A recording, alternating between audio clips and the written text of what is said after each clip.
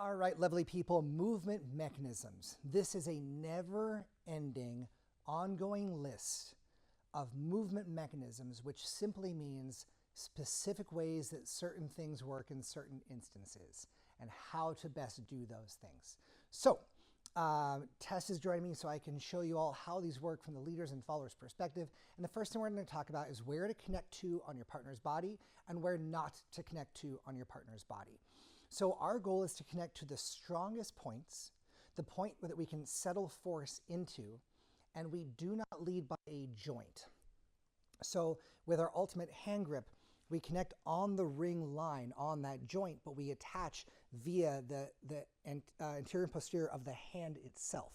So that's why I prefer not to lead from finger joint. I won't lead from an elbow joint, but I'll lead by a tricep or a forearm. So if we go into, let's say, a rotational extension, I can lead by the tricep, I can lead by the forearm, but if I were to lead by the elbow, it would cause different circumstances of unfamiliarity and uncertainty. So never lead by a joint. When we look at the follower's back from a leader's perspective, I lead by one half or the other half, but I don't lead from the middle of the body since we're split into two by our spine. When we talk about neck rolls and head ducks, there's a variety of ways of doing this, and we lead from very specific parts, which I will go into during those chapters. But it's important to realize that just because you're leading a technique correctly doesn't mean you're leading it by the appropriate body part. So I could lead a great whip, but if I do it from Tess's nose, don't touch your faces, don't touch other people's faces. All right, with that being said, that is the chapter on where to connect on the body and where not to connect on the body.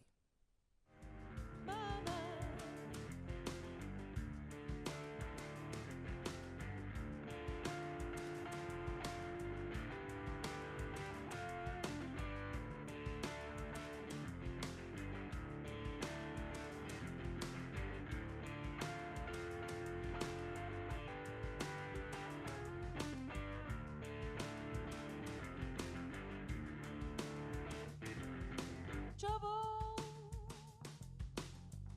sweet trouble. I got trouble on my mind. Trouble, oh trouble. God knows it's the only thing I seem to find. Trouble to the left, trouble to the right, trouble in the day, trouble in the night, trouble for miles, trouble for days, trouble in 100 ways. I got trouble, trouble in my mind. Every morning when I wake up. All right, so now let's talk about torque. Now, a torque position in physics, in West Coast swing, involves instead of actually being square to each other, we turn our belly buttons to face our connected arm. When you do this with a partner, you will feel a stretch intensification. So this is less stretch, and this is more stretch. Therefore, you need less distance to connect in a torque position. So if Tess and I are very close together, and we have no connection in our arm, but we rotate all the way into our connected arm, now we have tension. So it's a way to loosen up the rope that you have. Torque comes up a lot in our dance. Followers, this is my preferred mechanism for getting into your post. So on let's say a sugar push, I'm not leading Tess into torque, so she would go straight backwards if I didn't lead her any different. But if she chooses to go to torque on her own, she can intensify her post and is able to take smaller steps. If you notice how her foot is directly under her hip and she's now in alignment. But if she were taking a bigger step and no torque, just a big step and no torque, she feels that same pressure, but it's throwing her out of whack, all right? Leaders, I go into torque position a lot when I want my follower to feel the tension, but I'm not planning on moving. So if I go 5, 6, and I settle into here, now Tess feels a post, but I don't actually have to travel with her. So now she can take this energy and she can move around and drift and use that torque energy that I'm giving her. Torque doesn't have to be just an open position. It can be in closed position, but it's any time we're moving our center into that connected area. We can also torque on the other side. So if my right and her left are connected, we can turn in and torque here as well, with our weight being usually on a different foot. But footwork is relatively irrelevant as long as your body is doing what it should be doing. I broke your heart, then you broke mine, so I guess the punishment fits the crime. But baby, I've been thinking lately that I've done my time. So I'll say a fond farewell, and what the future holds, well, nobody can tell. But at least I learned a thing or two from living through this hell. Well, you kept on running, and I kept on coming, when I should have been leaving. The funny thing is I still believe in us, but I've been shaking like a candle in the wind, and I've been acting like a stranger to my friends, and I'd do anything to get my fix, but I've got to kick this addiction. You become my heroine.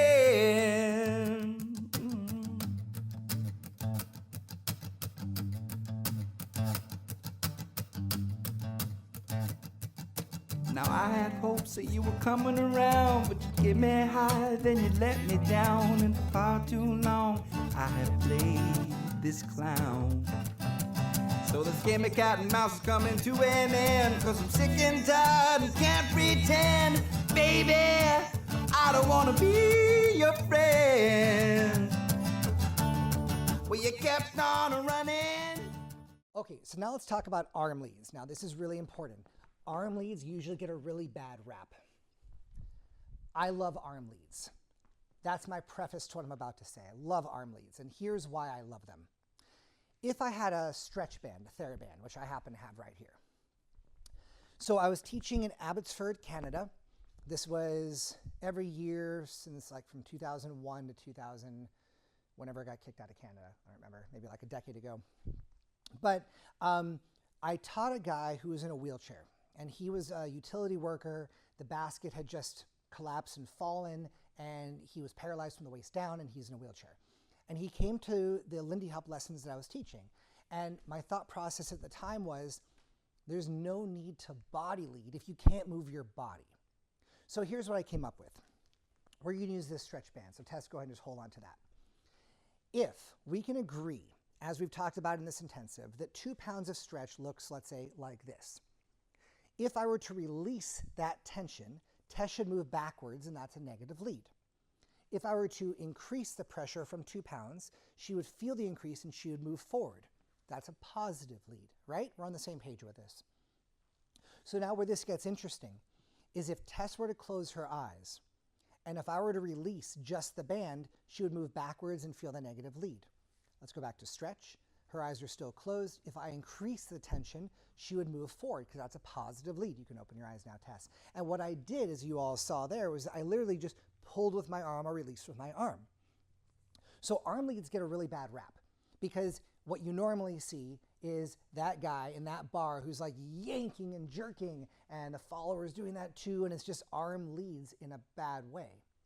But when I say arm lead, all I mean is that instead of body leading down the line, which is great, all I have to do for efficiency's sake is increase the tension that my partner feels to make them go forward. If we're in closed position, let's go to this diagonal here, I don't have to walk forward to give a negative lead from my hand on her back. All I have to do is release the energy of the hand on the back. So for efficiency of movement, my pitch to you all is you need to do what the minimum is so that it feels good to the partnership. Looking good is something different. That's a personal aesthetic that you're going to use for your art form, for competing, for social dancing, whatever makes you feel good. But the feeling between the partnership is the most important thing. So therefore, arm leads can be used in a positive, negative, and rotational lead. Earlier in the intensive, I showed you guys that you could lead a body roll by using all positive lead and using your body lead instead of arm lead, or in my hand, I can simply release the pinky and index and lead a body roll or a body ripple. And that's an example of an arm lead. So using an arm lead as a movement mechanism, what this simply means, don't need that anymore, is that instead of leading body back on my one, all I have to do is increase the tension. And I can have an amazing dance. If you're going through hip surgery and you're sitting on a stool or you're in a wheelchair or you just don't want to move or you don't have room to move, this is when the leader can use that arm lead or arm follow, or arm lead. Now, as a follower, Tess is now the leader. Let's say Tess wanted to move me forward. So she gives me a lead, I move forward. Now let's say I didn't want to move forward. I might have a reason. I don't want to go forward. There's somebody behind her that she doesn't see. But when she starts to increase tension, I could go back with my body, or all I have to simply do is increase my hand pressure or my bicep pressure. And this is an example of using my arm and not my core in order to communicate to my to my leader. But I don't have to do that with my entire body. I can do it with just a stiffening of my hand. Those are our arm leads. What if we were lost at sea on a boat, just you and me? No cell phones and no society, and the world just let us be. We could sleep all through the morning, talk all through the afternoon, and dance all night under the silver moon. Oh, yeah, yeah. I feel your body sway, I'm lost at sea.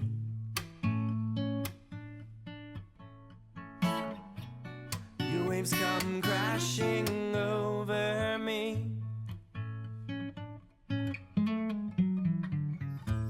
Lost at sea. Oh, oh, oh. I'm lost at sea. I'm lost at sea. Yeah, yeah, yeah. Me and you, yeah, just us two, sailing off into the blue. I only wanna be the skipper if you'll be my crew. We'll find places we never knew. Then we'll sleep all through the morning, talk all through. Okay, pre-leads. Pre-leads are one of my favorite concepts that I am very happy to say that I've created. So, with full responsibility, Tess, I'm gonna move you to the other side. Now, how do you lead a whip as a leader? Well, there's a few different ways that are very prevalent in West Coast swing. The first way is called a J lead, where I take our connected arm, I use a constant lead, I create the shape of a J, and I physically move my partner by me. From this angle, it looks like this, 1J and around. This is a great way to lead, but it's going to be very forceful, and it's part of the constant connection philosophy. Then there is the pivot lead. The pivot lead says, I bring my partner forward, I brace my arm, and then her rotation bends her around that arm. That's the pivot lead. From this side, it looks like this. One pivot, and she moves around. What both of those have in common is it creates a wider area between us, and we're not moving to and from our wrist. At this point in the intensive, you can see how important it is to me that we bend our frame and we move to and from our wrist throughout this dance as a baseline, so that when we don't do it, we have that tool in our toolbox. So then there's the visual way to lead a whip, where I turn my body and my partner wants a spotlight, and therefore my partner does that, but I haven't given a physical lead. I'm a big fan of being able to lead everything through my connection. With that being said, now take a look closely at our connected arms. On the last beat of an anchor, let's say a sugar push, a 1 and a 2, 3 and a 4, 5 and a 6. I've made no change in my hand. We have the ultimate hand grip. My thumb is still up at noon. A 1 and a 2, 3 and a 4, 5 and a 6. My thumb is now at a 1:30 or 2 p.m. mark. So my thumb has gone from here to here, or you can see that my arm has turned from here to here. Now, what does this do? Because if you notice, Tess didn't do anything differently because I did it on beat 6, the last beat of the anchor. if I did this on beat 5, whatever feels natural for you to do, 1 and a 2, 3 and a 4, 5. Oh, look at that. Because I rotated the arm on beat 5, it made her turn. In theory, if I kept rotating, she would continue to turn in place. Wow. Therefore, still stretching away, if I wanted to bring her backwards into, let's say, a whip, I could just lead her straight back there, right? Because what I did was, by turning the key of the pre-lead on beat 5 of an anchored, you can try this with me, 1 and a 2, 3 and 4, 5 and 6, that rotates her body. And I'm not moving my hand outside the energy slot. Now, if I do this on beat 6, there's no difference in the follower's body, but they will feel 5 and 6, a rotation of their arm. This is a wind-up motion. Just like if I go down, I'm now wound up to go up. Or if I go like this, I'm now wound up to run that way. Cartoon character style, but it's there. So if I move my thumb to here on beat 6, when I release that on beat 2, 1, release. Notice how Tess's hips turned right to here. This is not because it was visual. It's not because I led with a positive lead. This is actually a negative rotational lead. How freaking cool is this? So we have our sugar, 1 and a 2, 3 and a 4, 5 and a 6. 1, release. No tension. The follower can move into her own wrist. She can move back into an A side or a right side pass. This pre-lead technique is what I personally use for when I want to put my follower into a double outside roll. It's what I use when I want my partner to go into a whip, because it allows me to rotate their hips a quarter turn by using a release function. This is super powerful. Now, the next question that I get when I teach this live is, well, how do you know, Doug, that you want to lead a whip next, or you want to lead a double outside roll next? And my answer is, I don't know. So then it comes down to this. You can pre-lead anytime you want. If you release on beat 1, it does nothing. If you release on beat 2, it rotates the follower's hips a quarter turn to the right, clockwise. So if I do 1 and a 2, 3 and a 4, 5 and a 6, I've pre-led, I release on 1, she'll come straight in. So if I wanted to lead a left side pass, I could pre-lead and then release that energy on 1. Doesn't change anything. But if I pre-lead on 6 and then I release on beat 2, now she's going to spotlight and pass me. Let's come really close to the camera. We're going to show you up here one more time. So we have, just watch our hands. Sugar push, 5 and 6, baseline. Sugar push, 5 and 6, release on 1, does nothing. 5 and 6, 1, release, and that's going to turn my partner's body. The pre-lead is super powerful. It's one of my favorite things to use, and it's a super light, efficient way to let your partner rotate as if she were going to go into a whip or an outside turn.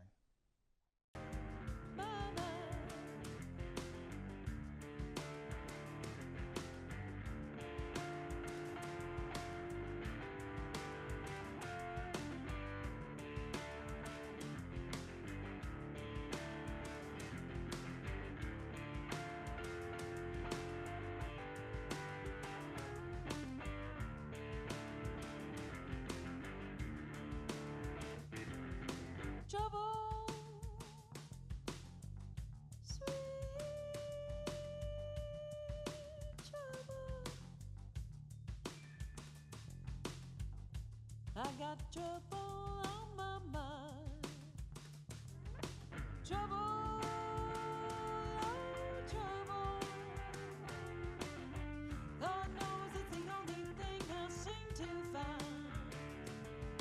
Trouble to the left, trouble to the right, trouble in the day, trouble in the night, trouble for miles, trouble for days, trouble in 100 ways. I got trouble, trouble in my mind.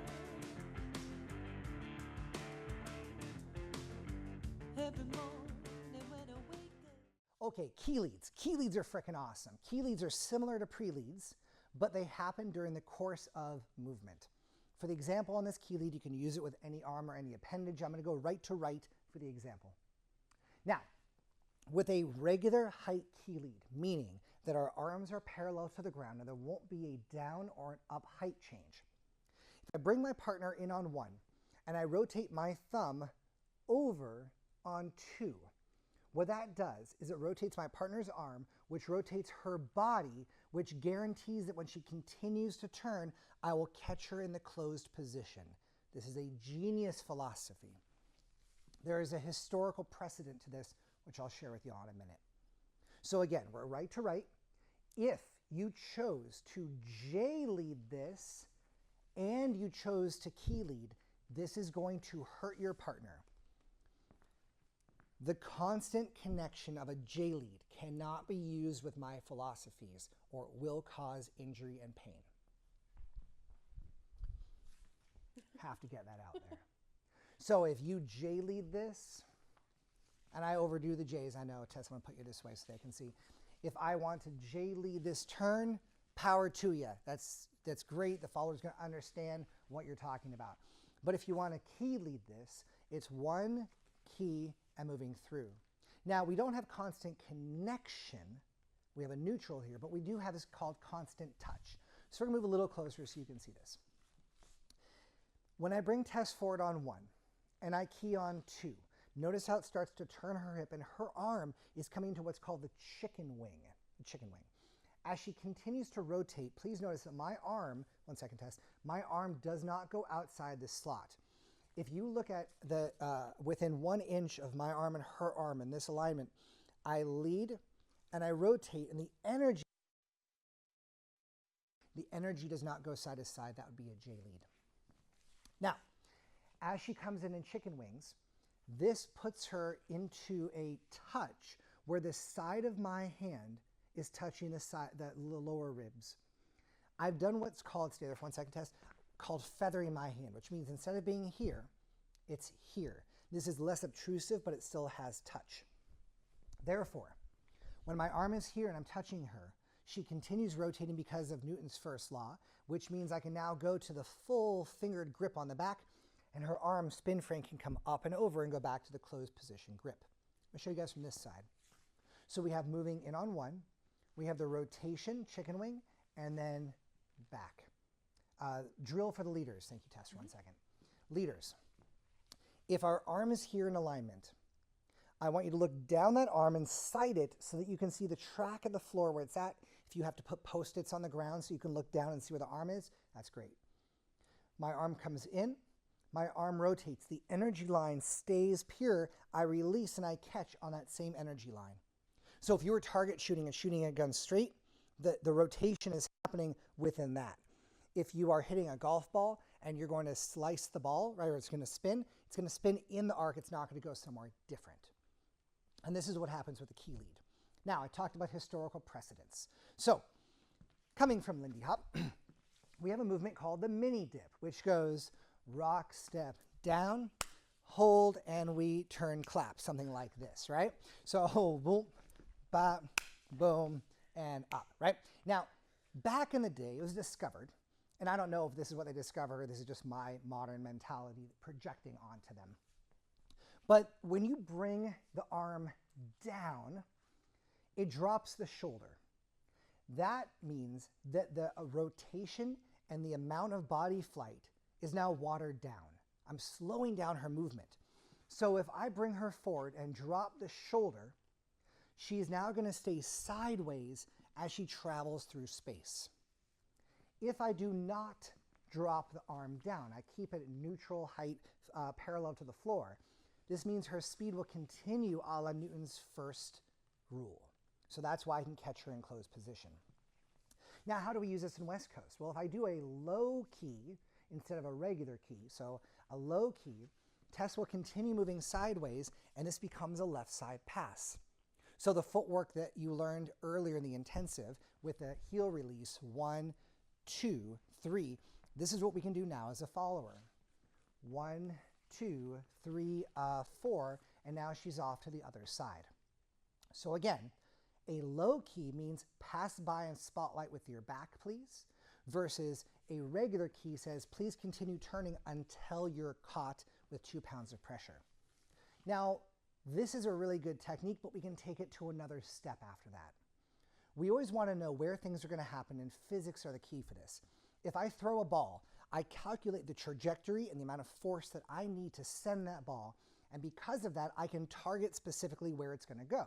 An object is running, I'm going to throw the ball to that object running. I can see their speed and where they're going to go, and I can get the ball to them. So the same thing here. If I have a regular key where I know that she's going to keep turning this direction, and I know that this arm is going to come up and over, check this out. Because, actually, Tess, I'm going to start you over here. Because I know where her arm is going to go in terms of spin frame and go back to the normal closed position, this means I know her elbow is going to be here. I know her forearm is going to be here. So I can use it in something else in the dance. I already know where it's going to be because these are our physics dynamics. If I do a low key, I know that Tess is going to continue down the line, which means that right here, she's not going to raise the arm up and try and go to closed position, which can result in like a broken nose. Right, that would look like this. So I go like, oh, she thinks she's turning to closed position and she can hit me. When I came from Lindy Hop, I actually used to lead a key lead like this in case, because I got hit once, you know. So now, if I do a low key, I know that Tess is going to pass by me. She's not worried about going to closed position. So therefore, I can stop her on her hip. Therefore, I know that her hand is here. I know that her foot is here with no weight on it. This is how I can always tell where in space my partner is going to be.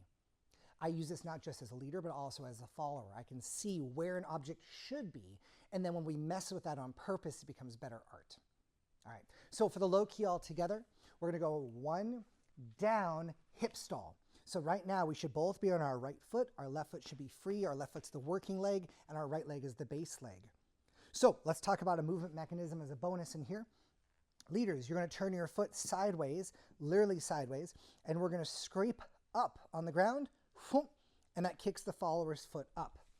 If you do this leg toss from a knee or a calf, it's going to hurt your partner or get them into a stretch that they don't want. So again, on the foot, my foot's on the ground, and actually let's move one step forward.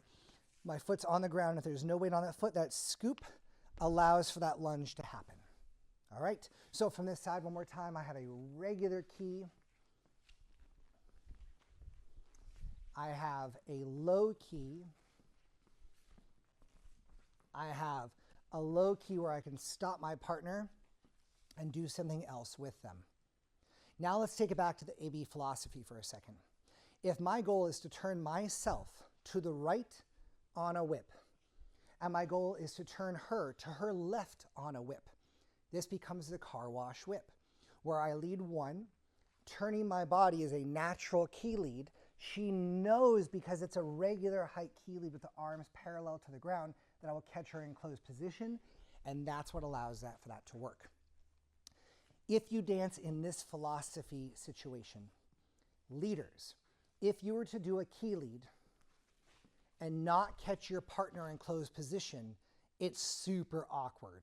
I would call that wrong because you're committing, you're saying the ball's going to go there, but all of a sudden the ball goes there in terms of what the follower is expecting. The same way, followers, if you feel a low key, you don't want to stop and try and go to closed position in a whip.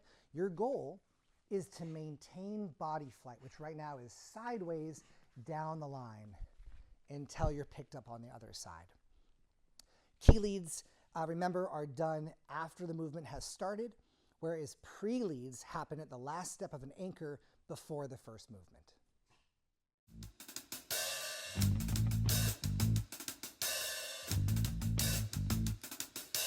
I broke your heart, then you broke mine, so I guess the punishment fits the crime. But baby, I've been thinking lately that I've done my time. So I say a fond farewell, and what the future holds, well, nobody can tell. But at least I learned a thing or two from living through this hell. We kept on running, and I kept on coming. When I should have been leaving, the funny thing is I still believe in us. But I've been shaking like a candle in the wind, and I've been acting like a stranger to my friends. And I'd do anything to get my fix, but I got to kick this addiction. You become my heroine.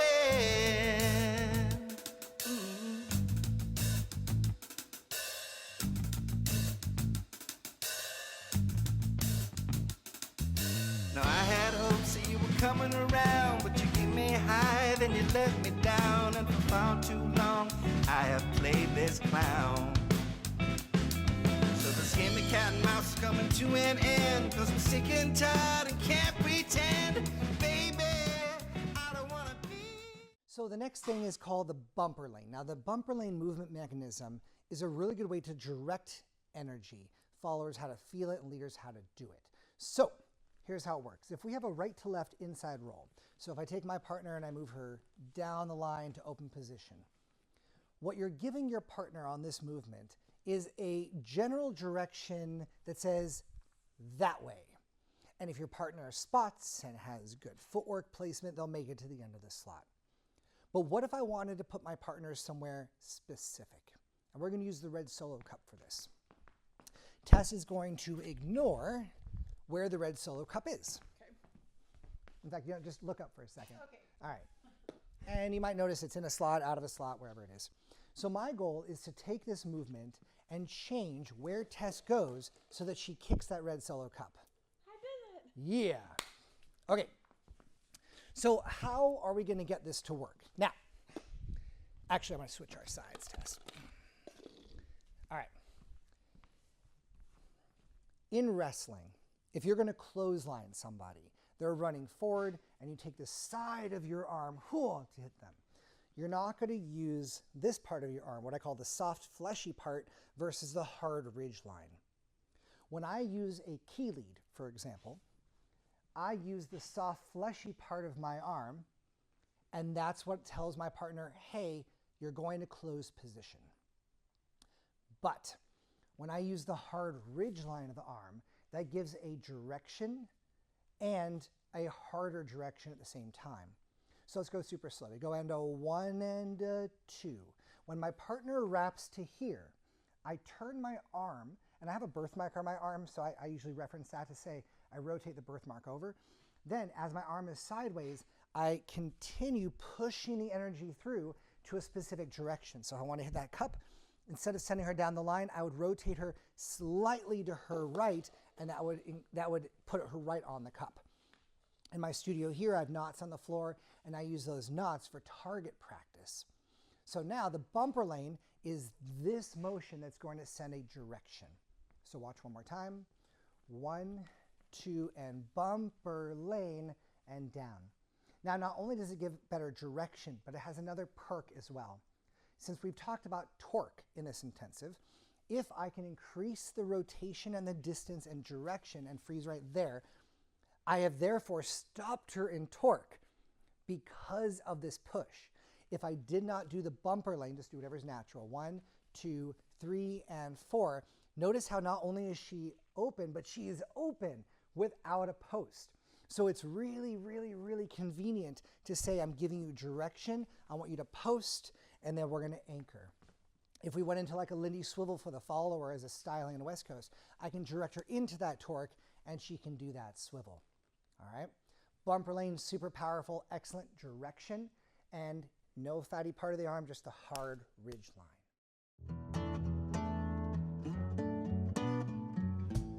Lazy in the shade on some September day,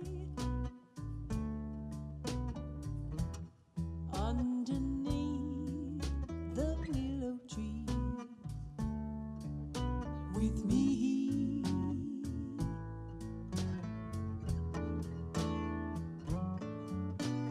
Floating down the blade, colored leaf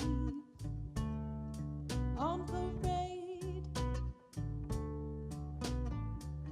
but it don't mean anything to me.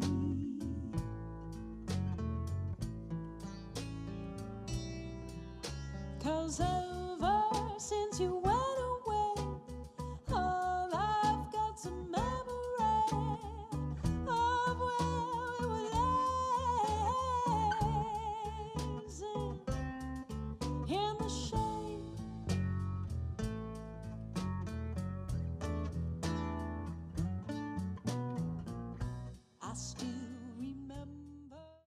have a push catch and a push stretch.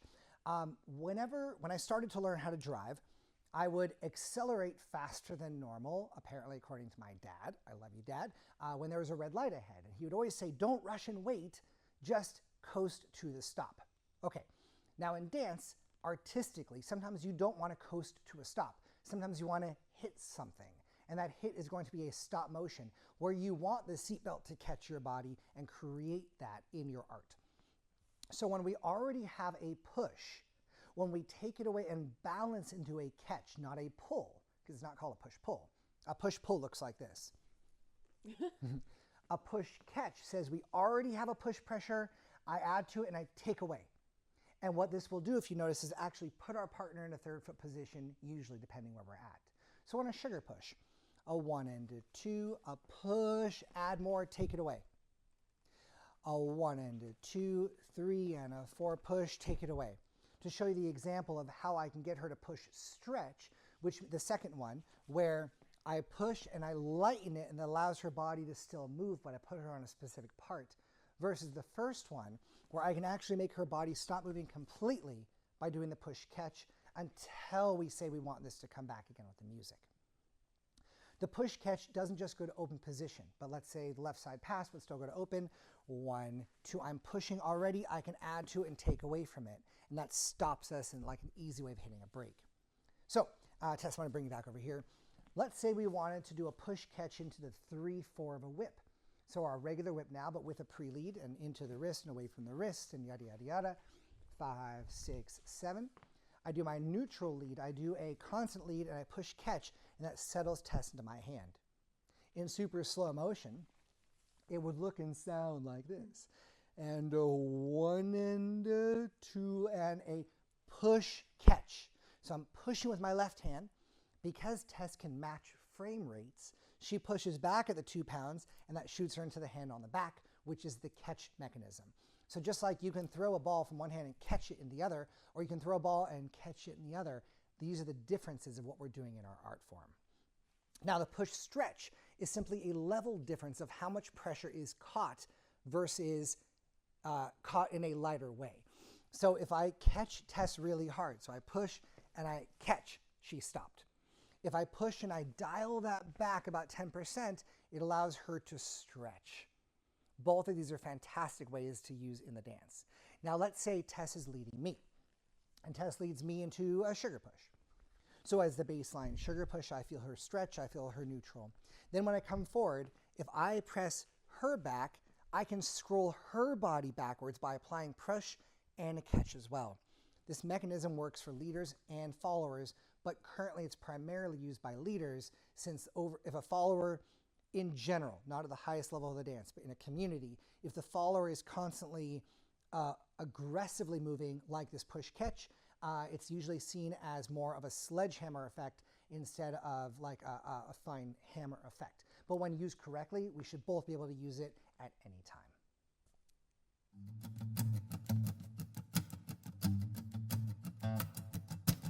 I broke your heart, then you broke mine, so I guess the punishment fits the crime. But baby, I've been thinking lately that I've done my time. So I'll say a fond farewell, and what the future holds, well, nobody can tell. But at least I learned a thing or two from living through this hell. We kept on running, and I kept on coming. When I should have been leaving, the funny thing is I still believe in us. But I've been shaking like a candle in the wind, and I've been acting like a stranger to my friends, and I'd do anything to get my fix. But I've got to kick this addiction. You become my heroine.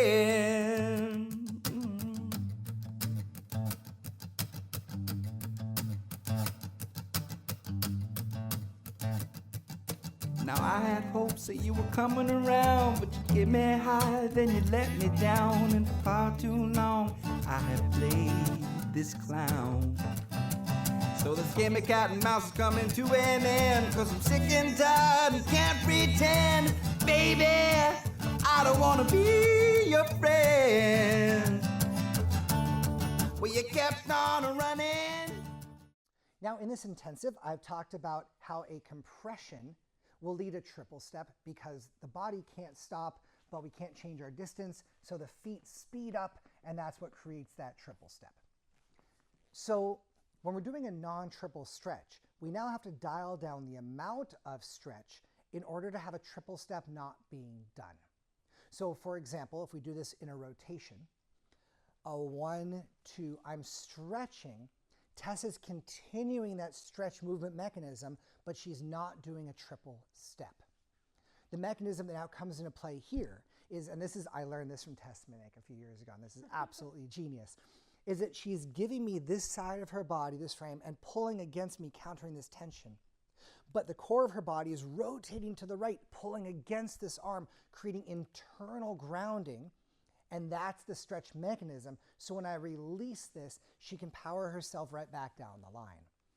This is why when you're dancing with a dancer like Tess Minnick, you don't need the bumper lane, but you use the bumper lane for target practice. When I want to dodge between other couples, or I want to get us closer to the front of the stage, right, or move our trajectory, that's why I would use a bumper lane with a dancer so fierce like Tess Minnick.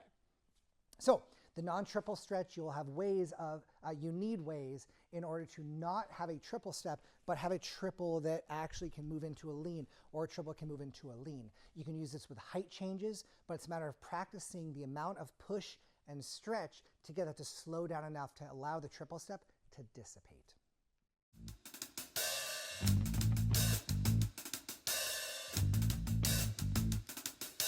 I broke your heart, then you broke mine, so I guess the punishment fits the crime.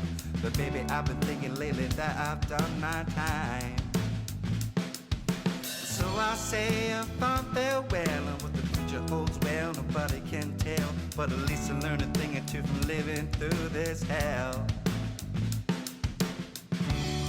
We kept on running, and I kept on coming. When I should have been leaving, the funny thing is I still believe in us. But I've been shaking like a candle in the wind, and I've been acting like a stranger to my friends. And I'd do anything to get my fix, but I got to kick this addiction. You become my heroine.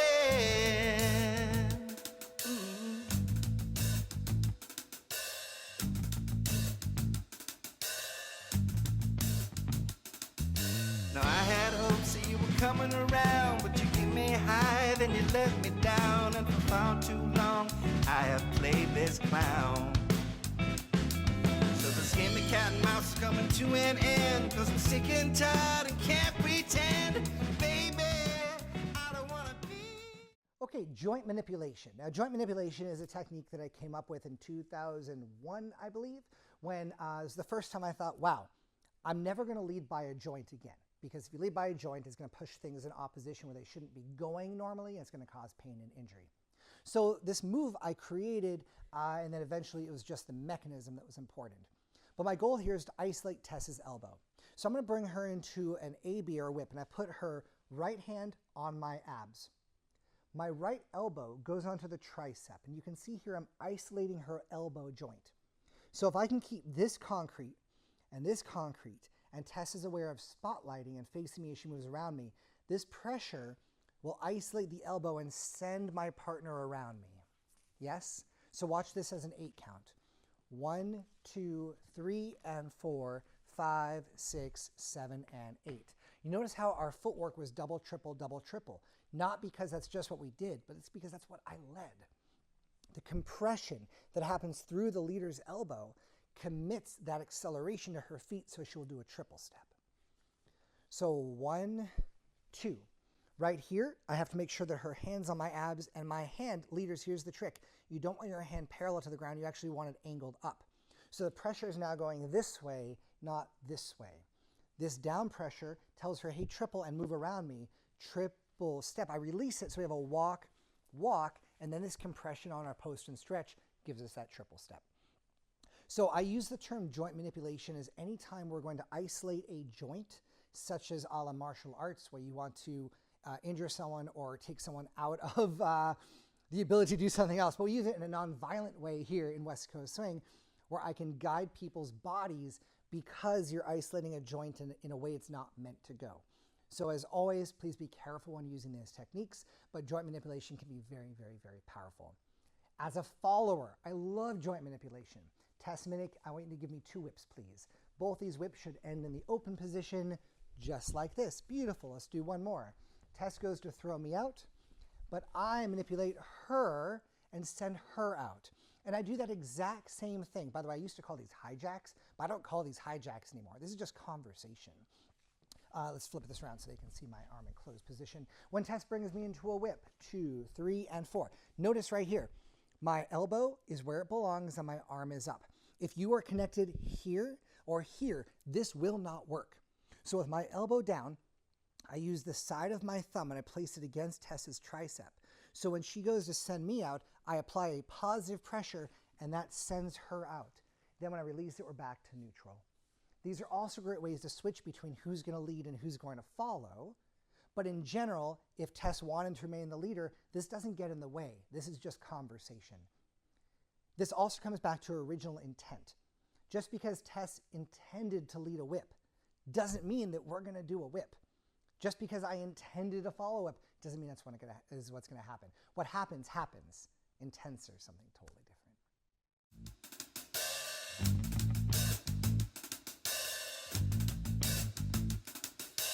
I broke your heart and you broke mine, so I guess the punishment fits the crime.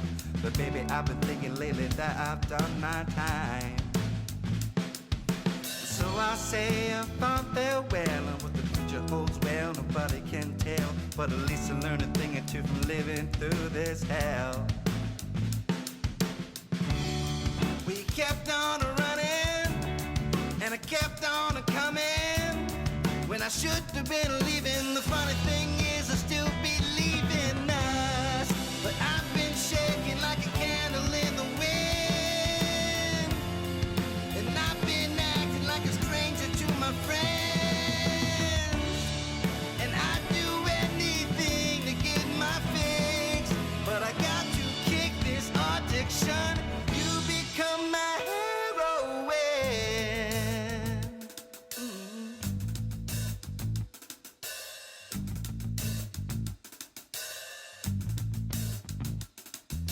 Now I had hopes that you were coming around, but you gave me high, then you let me down, and for far too long I have played this clown. So this game of cat and mouse is coming to an end, 'cause I'm sick and tired and can't pretend, baby, I don't wanna be. Welcome to the Jackie Chan. 1, 2. I got my follower to do an amazing, efficient inside roll from the closed position, and I did it by doing the Jackie Chan, which is this. I elbow someone in the face and I punch them in the balls at the same time. That's fun, right? Elbow in the face, punch in the balls. So here's why it works.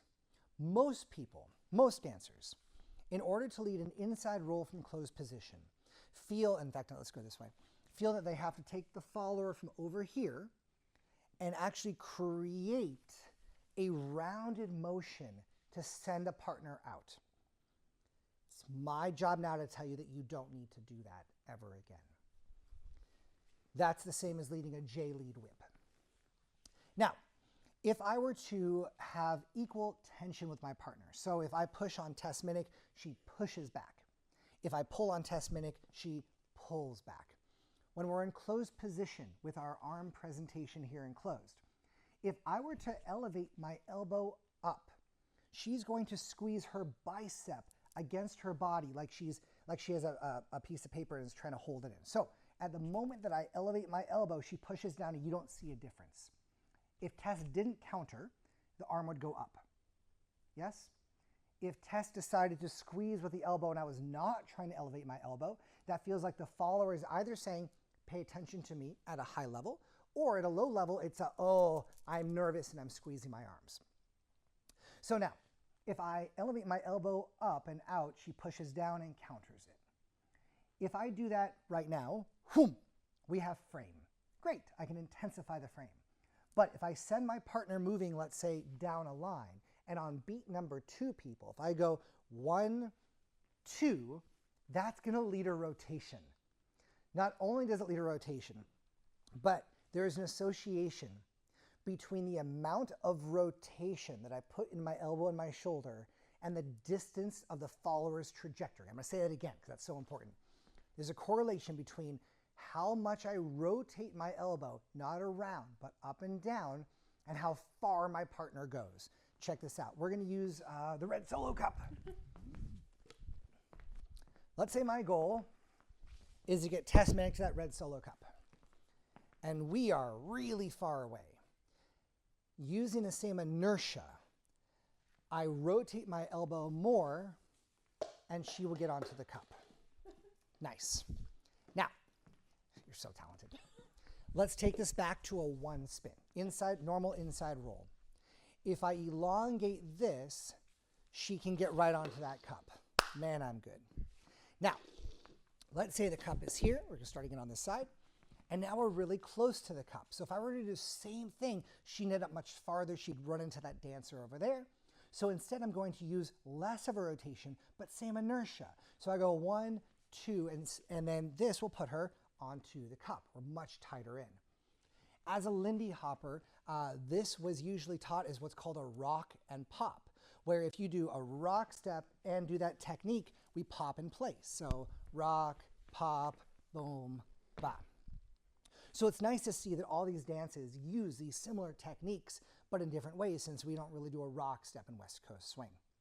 So if you want to try the Jackie Chan with me, we're in closed position, we're elevating elbow, and as a follower, we're squeezing bicep. Now, as you do the Jackie Chan, once the lead is done, everything else is therefore allowed. So I don't need to just release my partner and have her go to open.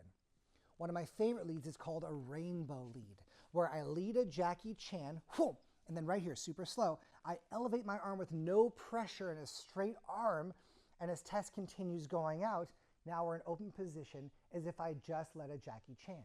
So check this out. 1, 2, prep, 3 and 4, 5 and 6, which is the same thing as a 1, 2, 3 and 4, 5 and 6. But you have versatility. When you're going down that ski jump, once you're airborne, you can do whatever you want. And that's the same as my arm leading the rainbow roll, sushi, rainbow roll over Tess Minnick's head.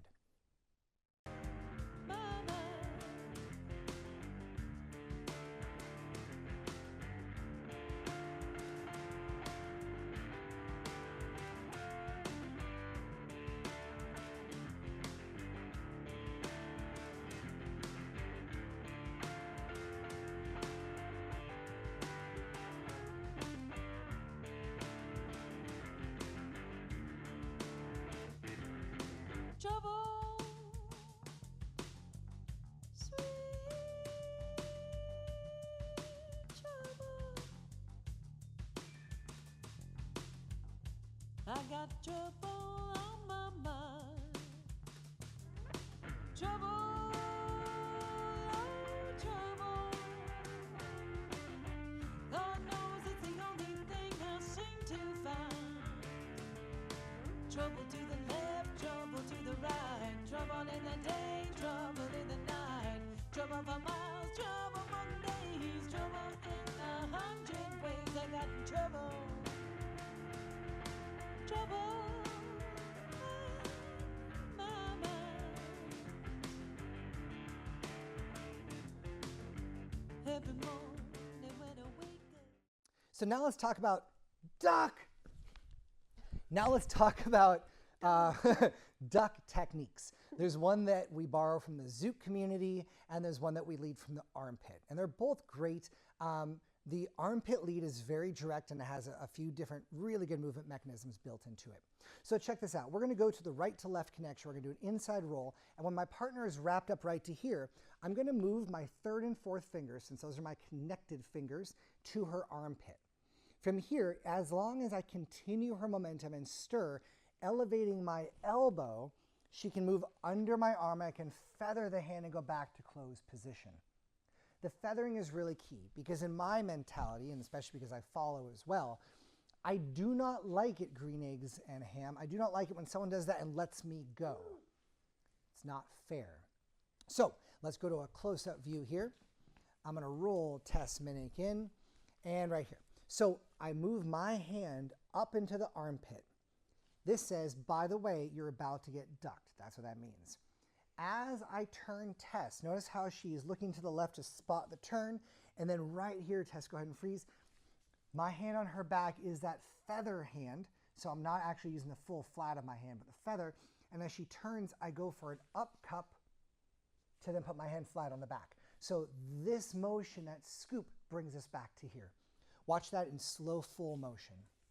So we have a 1, 2, and duck, and feather, and catch in closed position.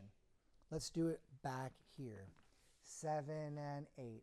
1, 2, and duck, and feather to catch in closed position. Now, there are certain movements that have different mechanisms. For example, a left-to-left inside roll. If we're here and we go 1, 2, 3, and 4, this naturally places my hand on my partner's back so she will stop and not continue their rotation so I can scroll away from her. Knowing that this is what is going to be most efficient, therefore I can start moving myself even earlier because I know that her momentum is not going to continue in a rotation, but she's going to be stopped. So that's the difference between using a right to left and a left to left in this movement. There are so many ducks that we can use in the dance. One of my other favorite ones from the armpit involves an upper wrap. So we go 1, 2, 3, 4, 5, 6, 7, and 8. And now we have 1, 2, 3, 4, 5. My hand drops on the 5 to the armpit, like you're trying to tickle your partner, but don't do that. 3rd and 4th fingers. Ducking, feather, and closed position. So with the elbow ducks, they're a little more forceful, but it's a direct lead follow. Now we have the Zook neck ducks, or head ducks. Now, if I'm positioned on top of my partner's body here, and I can place my finger at the top of the, just above the shoulder line here, a pressure and rotation with my hand to one side is going to allow for her neck to turn or to go back the other way. But please notice I'm not touching her by the neck. I'm touching by the top of the spine here, and my hand is off to the side of the spine so that that rotation can work and this rotation can work. This is something that you can do in the context of the dance. If I'm already leading my partner to turn and I can lead that head duck, you can use those as well. But I would recommend using those only with dancers that are used to the head duck action. Now, spotting for the followers, which I mentioned just briefly before, but we'll do it on this side. When we're in a left to left, for example, 1 into 2, 3, and stop right there. When Tess comes down, notice how she's already looking down. Her head can tilt to the side and then come up, and that's going to put us in the proper position. So followers, you're not going to get as dizzy. Same for the leaders. Ducking turns are super ridiculously hard. It's almost like when you take that baseball bat and you run around it, and then you try and dance in a straight line. So, armpit, neck, Zook, there we go. I broke your heart, then you broke mine. So I guess the punishment fits the crime.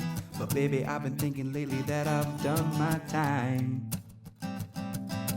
So I'll say a fond farewell, and what the future holds, well, nobody can tell. But at least I learned a thing or two from living through this hell. We kept on running, and I kept on coming.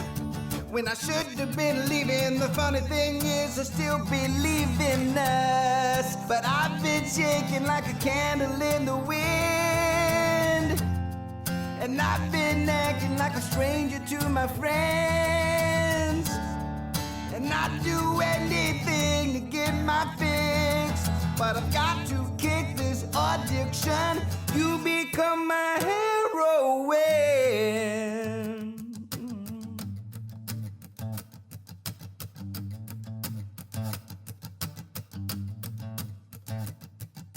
Now I had hopes that you were coming around, but you get me high, then you let me down. And for far too long, I have played this clown. So this game of cat and mouse is coming to an end, 'cause I'm sick and tired and can't pretend. Baby, I don't wanna be your friend. Well, you kept on running. All right, this next movement mechanism is one that I use a lot, and it's called check and go. Check and go. So anytime we're in closed or open position, the goal is for you to be able to lead a coaster step.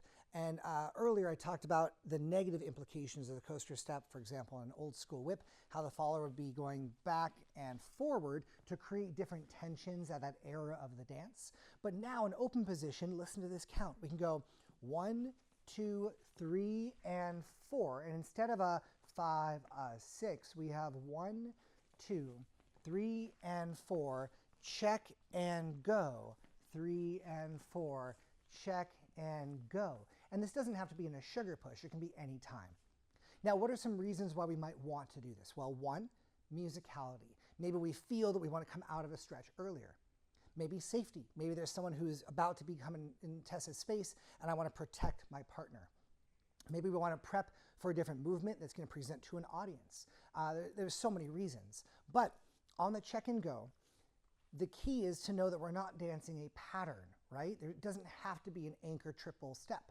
So when we're moving through into our pose, 3 and 4, even before the pose starts, I can lead a positive lead that takes my partner's leg back as if I were doing a drifting post. A drifting post is going to be 5 and 6 into a stretch. So instead of doing that, I have 1 and 2, 3 and 4, check, and now she's moving forward. When she's moving forward onto the left foot, traditionally in West Coast swing, the left foot would be a 2. Let's say a sugar push, we'd go right, left. That's beat 2. So with the count now, we can have 1 and 2, 3 and 4, 5 and 2. 6 and 2 are both evens. They have the same relevance in the dance this way. So we can go 3 and 4, 5 and 2, 3 and 4, 5 and 2. When I do the check and go or the rock and go, when I push Tess back onto her left foot, I can go with her to come back, or if I'm close enough to my frame and I have the ability to lead it out, I can check away and go depending on what movement I want to go into next. The check and goes are also done very commonly in closed position. 1, 2, check and go, triple step. Can almost be seen as hustlish. 1, 2, quick, quick, step, triple step, and in a West Coast basic. So check and goes, it's very important to understand that just because you are led into something as a follower, you have to always decide who am I dancing with and do they mean what they're doing, right? Because if you have a conversation with someone and someone's constantly lying to you, you're not going to listen to what they're saying as the truth. If you dance with a leader, going back to a different movement mechanism, let's take the low key, for example. Every time Tess dances with this dude over here, if every time I lead a low key, I try and get her in the closed position, which is the opposite of what I should be doing, then Tess in her mind is going to file this as, when I dance with that guy, with that leader, when he does this, I have to turn and let him catch me in closed position so it's not uncomfortable. Now, the problem with that is that we all grow in our own small communities. And if you have one technique, and I know we're all scared about doing wrong stuff, and what's wrong to one person is not wrong to another. But if you're used to doing that one thing, then showing your growth is extremely hard. Because if Tess always goes, okay, when it's low, I'm going to turn and go to closed position, then when she's dancing with a leader who wants her to pass by, maybe she's still going to do that. And that's not going to elevate our dancing to the highest level it can be. So therefore, when we're talking about check and goes, leaders, make sure you mean to do this lead, because it could be seen as a different lead that's just not as good, as opposed to going, oh, we have, instead of a post, we are checking and coming back into something else, and it's just a movement mechanism. This next one is feathering the arm, and this is where our arm is going to be here or here and not here or here. So anytime it's sideways. Now in college, I rowed crew for 3 years. And when you row crew, you take the oar, this my hand is the oar, and you put it into the water and you push it through the water. You take it out of the water, you feather it and turn it sideways so it doesn't catch the air. And then you drop it into the water and push the water, come out of the water and feather and go. So this feathering motion with the arm, I brought this into my dancing in college actually in 1999. Let's take this into the key lead. In the key lead, as you learned earlier in the movement mechanisms, when I feather my hand here and it's up, Tess can have the path of least resistance and doesn't feel like I'm stopping her until I want to communicate and stop her. On a bumper lane, which is also in this section, when I feather my arm and push it across, another example of a reason to have that feathering of the arm. For me, I find it less obtrusive, especially when we're tracking a follower's abs. So if you look at other dances, for example, Latin dancing, it's very common in Latin dancing for the leader to actually touch the follower's stomach. This is something that in West Coast swing we don't usually do. We want to lead by places such as hips or ribs or tricep or forearm, not by a joint and not by the stomach itself. So I'll use the hip bone area around the stomach, but I'm not going to actually touch a follower's stomach. So when I go to feather, if let's say I was going to feather around the abs for some reason, I would still use my pinky and I'd use the side of my hand so I'm not laying a flat hand on my partner's body. If you're looking at the chest area of a follower, you're not going to feather nor touch, so it's irrelevant either way.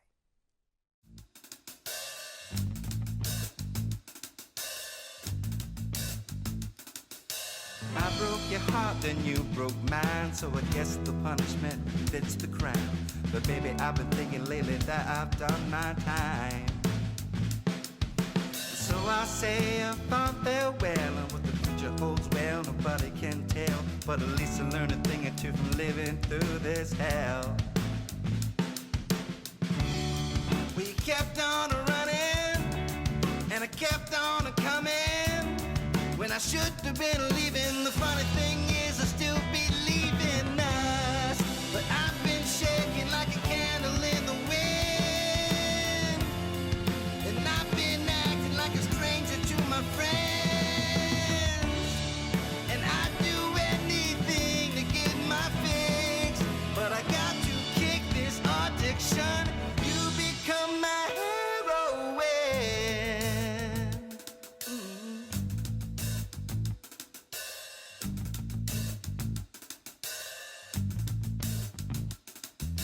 Now I had hopes that you were coming around, but you gave me high, then you let me down. And for far too long, I have played this clown. So this game of cat and mouse is coming to an end, 'cause I'm sick and tired and can't pretend. Baby, I don't wanna be. Visual leads are super important as a movement mechanism. Anytime we invite someone to do something visually, let's say Tess is following me in her car and I'm driving ahead of her. As a good leader, I signal left, I would let her change lanes first, and then I would change lanes, right? So I signal and I lead that way with a visual. We can use these visuals for two main reasons in the dance. One is to enhance the current techniques that we're using. For example, if I wanted to lead a whip and I wanted to show Tess not only am I using a pre-lead and the step back and the energy inertia slot and frame bending, etc., but if I move my arm open, it says, hey, I'm inviting you to come this way. Just like if I were to open the door and say, hey, Tess, Minnick, please come this way. It can also be used, and I don't like using the word trick, but it can be used for maybe a follower or a leader does not understand what you are doing to communicate, and it puts them into that frame of mind. So let's say I'm dancing with a follower that even though my lead is really, really good, she doesn't want to do a right side pass. She clings to the shoulder and she does a whip and brings herself around, okay? So now what I would do is I would say, hey Tess, visually look, I'm sending you by, and my arm is not going to go to your back. And that would visually say, hey, please keep going. So we can use the visual as a follow-up to a specific lead. Okay. Also with visual lead follow, we have the same stretch feeling and the same compression feeling in our dance, even when we're apart. So let's say we do a sugar push, and I release Tess, and we both move backwards. Right here, if I stop my body and I kick towards her, this says, hey, I'm about to come towards you. And that visual aspect of me going, whoa, pushes us back together. So you can use this visual even when you're super far apart. Rotation can be a very powerful visual as well. If we're both standing here waiting to start a dance, and I twist my body one way, this means maybe next we're going to be turning this way, or spinning, or approaching the audience. But it's going to lead a rotation. And the main function, the main mechanism I'm using in the visual lead is called, you ready for this one? I'm ready. You ready? This is called an antic. An antic. Some of my students, when I lived in Los Angeles, they were cartoonists for The Simpsons, and they taught me this word.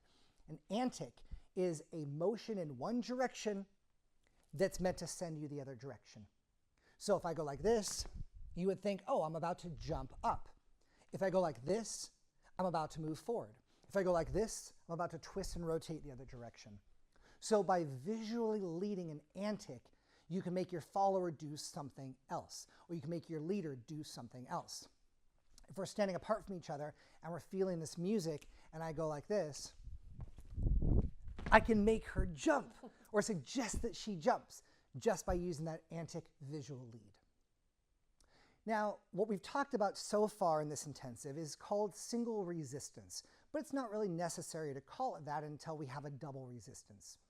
The definition of single resistance is when we each have, let's say, that 2 pounds of pull pressure. If I break that resistance with, let's say, a positive lead and I pull and Tess comes forward, that was a single resistance that is broken. If we both have 2 pounds of pressure and I release this pressure, that's a negative lead, and that was a single resistance that was broken. For double resistance, if you want to try this with us, you're going to put your feet into third foot position. Have the ultimate hand grip, please. Now we go to a push and put our weight on the front foot, and a pull and put our weight on the back foot. You can make this a big motion, and over time the goal is to water it down so the hand doesn't move, but our hips move and our weight can change. When we have a push to a pull and I release from that pull, it brings our partner down the line. All right? So this is the same as pulling a bow and arrow back and then the release. But first, you're going to bounce that bow and arrow and let it go. So let's try this after a sugar push. So we have a 1 and a 2, 3 and a 4, 5 and 6. Now we're going to go push to pull. And on a pull, when we intensify and lead into our body lead, that's what's going to take the double resistance out. The double resistance mechanism goes push to pull.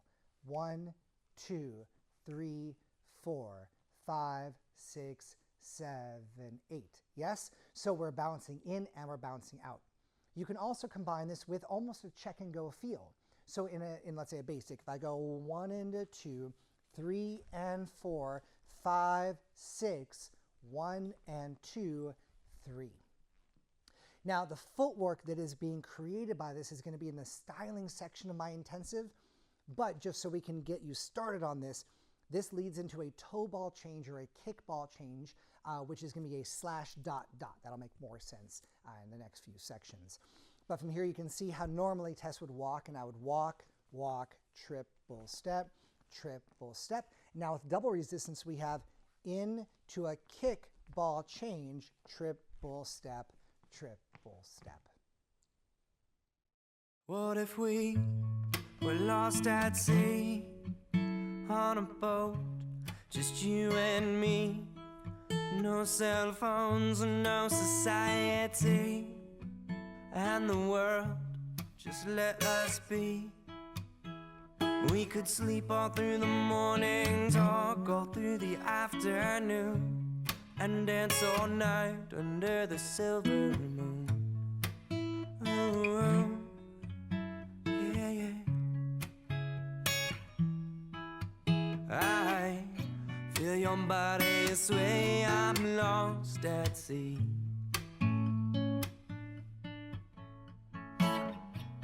You waves come crashing over me.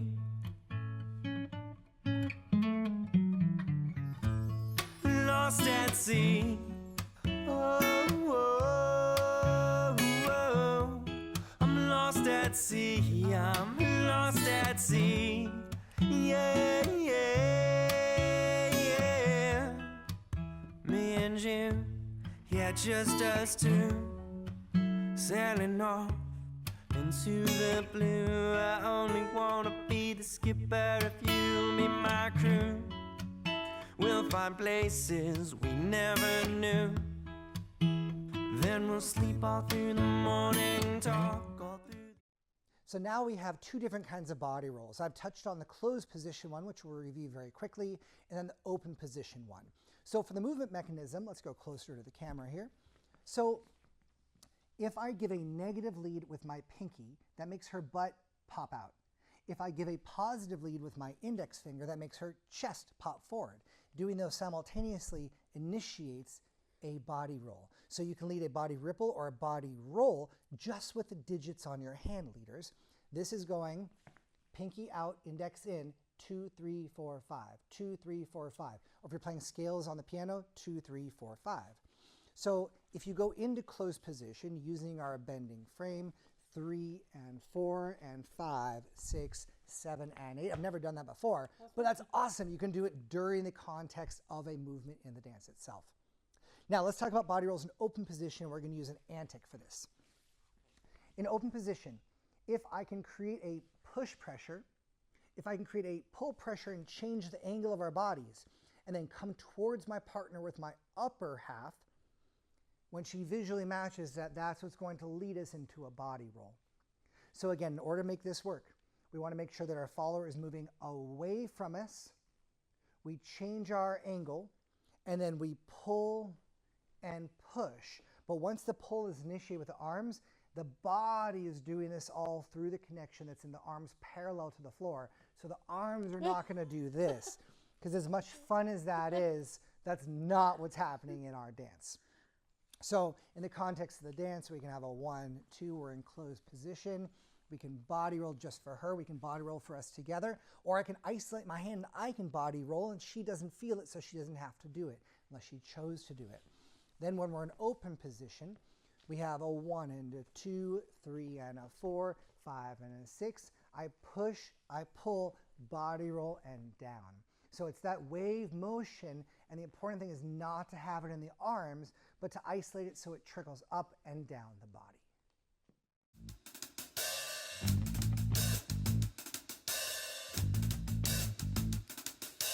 I broke your heart, then you broke mine, so I guess the punishment fits the crime. But baby, I've been thinking lately that I've done my time. So I say a fond farewell, and what the future holds, well, nobody can tell. But at least I learned a thing or two from living through this hell. We kept on running, and I kept on coming. When I should have been leaving, the funny thing is I still believe in us. But I've been shaking like a candle in the wind, and I've been acting like a stranger to my friends. And I'd do anything to get my fix, but I got to kick this addiction. You become my heroine.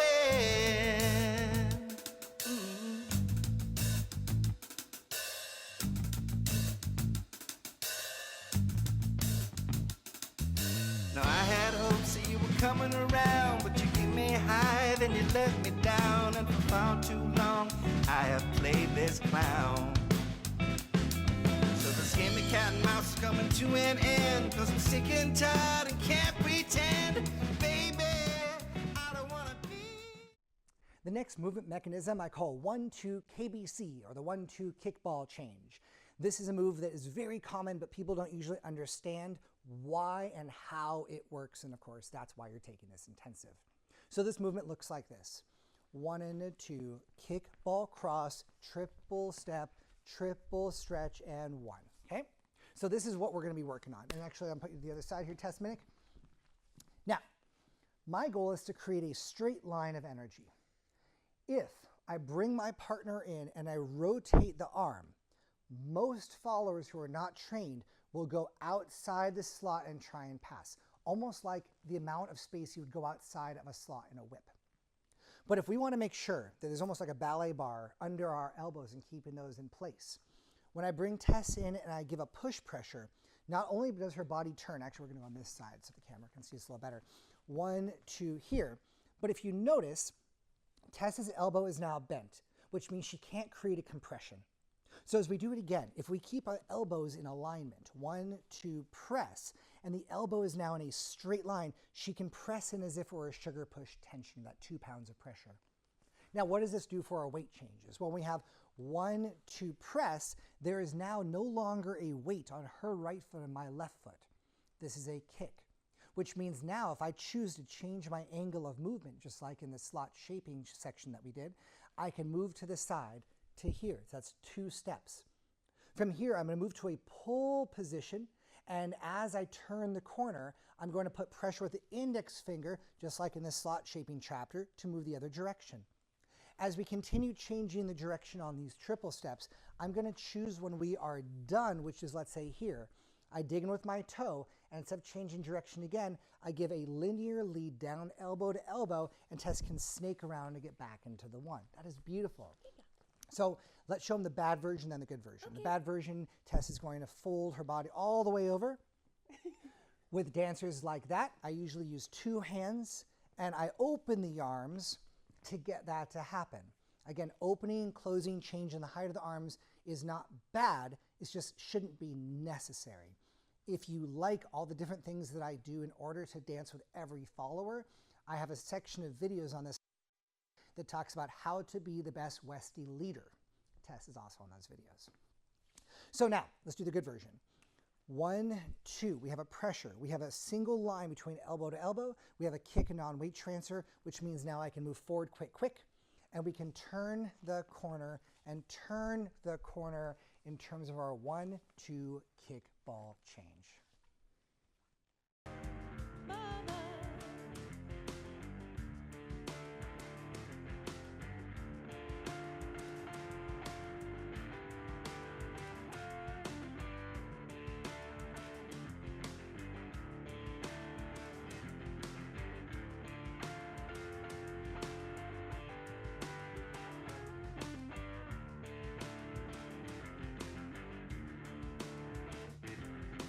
Trouble, sweet trouble. I got trouble on my mind. Trouble, oh trouble. God knows it's the only thing I seem to find.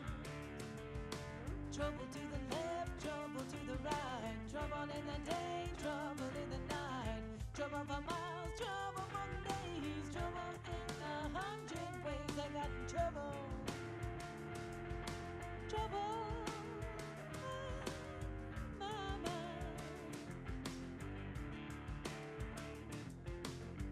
Every morning when I wake up. Now on the flip side of that, if I want to move to leaders right, followers left on the 3, this is what I call a country triple. So we have our base sugar push, 2, 3, and 4, 5, and 6. From here I bring Tess in 1. On 2, I start to change direction even though she hasn't, and I'm going to use the pressure of my index finger to open towards our audience, and this is acceleration, which makes this triple step. Let's do that again, but we'll face away from you so you can try it with us. I have 1, I open my own body, 2, and then I bring my hand directly down through a perpendicular slot with an acceleration. By acceleration, I mean I'm actually moving my hand and body faster to move through her frame to give her a triple step as well. So we have 1, 2, triple step. From here, I'm going to engage in a pull compression. As we turn the corner, now I'm switching hands. Now this is really important. Our linear energy is going this way, but I'm pulling here and Tess is pulling there, which means I don't have to round and spin my partner. In fact, on the contrary, my goal here in this prep is to release. which will send us directly towards the camera. Boom, boom, ba. We engage in our slot again with a pull, and that brings us through. 1, 2, here's our country triple. Turn the corner, hold. Now right here, earlier in the intensive videos, I talked about how Tess is freaking brilliant, and she has this frame and she's stretching her core away from it. I do the same thing here. So my frame is connected to her frame, but I'm pulling my body backwards. So when I release my own energy, that releases her energy as well. So if you were to look at the previous chapter in context, this is our 1-2 kick, ball, change. This is our country triple with a release. So you can put those together and try those out.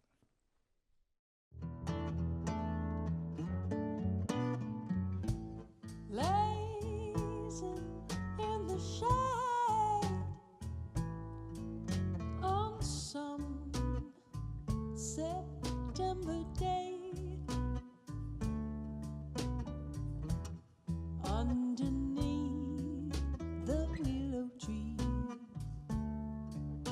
with me,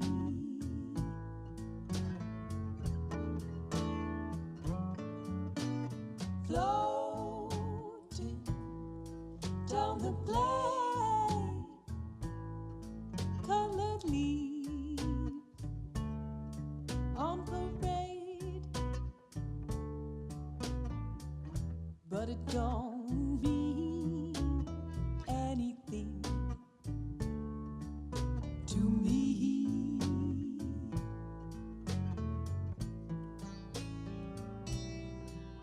'cause ever since you went away, all I've got's a memory of where we were lazing in the shade.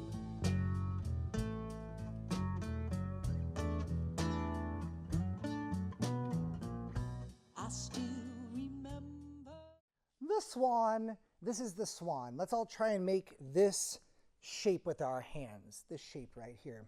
So when we go into an upper wrap, most of the world, as a leader, the leaders go around the shoulder, and my arm is like this. It's an open frame, and then I try and tell my partner where I want her to go, but you're not using a very good place on the body to do this. So this is what the swan is. As I bring my partner in for an upper wrap, 1, 2, 3, 4. Let's go closer to the camera for a second. Watch my thumb on 3, please. 1, 2, 3. My thumb is over the, actually let's back up a little bit. My thumb is over the crown of the shoulder, and then I can move my arm down her back. So this is the swan position, just like that. Now my thumbs are double jointed, so it's a little bit easier for me to do this than other people. But when I move into the swan in my upper wrap, I have complete control with one hand if I want her to check, if I want her to tuck, and the pressure is not coming from the shoulder, but from the top of the clavicle and then down the back. Now down the back, Doug, where on the back? Well, exactly where I'd want my hand to be if I were in closed position. So I'm on one side of the spine, and right here is where I'd be leading from. Now, I don't hold on to my partner's hands tight because this could be detrimental to her safety and health. So from here, I have a very light touch on the fingers, and the swan can check the partner forwards and backwards. We'll show you from this side. 7 and 8. 1, 2, 3, 4, and swan, and out. If I don't do it with the swan, I have to reach around here and pull through. So get used to doing this swan. Now the swan works on both the A and B side, of course. So this is a B side swan with a tuck. This is also under the same category of being able to do everything close in and not just far out. I don't want to have to reach to get to my partner as long as we have the understanding that we can move together. I broke your heart, then you broke mine, so I guess the punishment fits the crime. But baby, I've been thinking lately that I've done my time. So I'll say a fond farewell, and what the future holds, well, nobody can tell. But at least I learned a thing or two from living through this hell. We kept on running, and I kept on coming.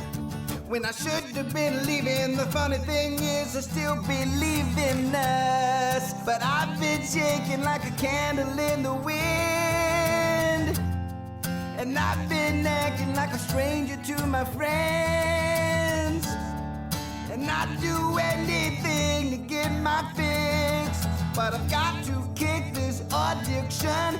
You become my heroine.